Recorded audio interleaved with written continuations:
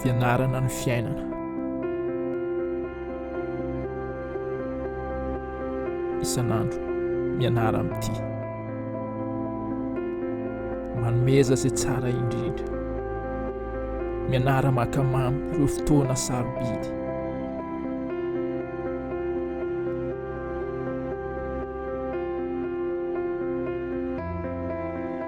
Mianara ny atao hoe sedra. Ary ao anatin'ny ady sarotra dia mianara miatrika. Mianara mizara fihetsem-po. Mianara mangoraka ihany koa.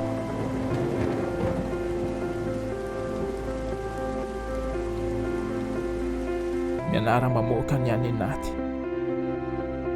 Ary mianara ihany koa manaiky.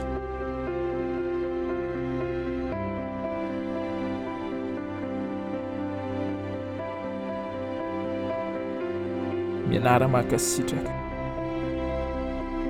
Tsarovo ireo sovo aray.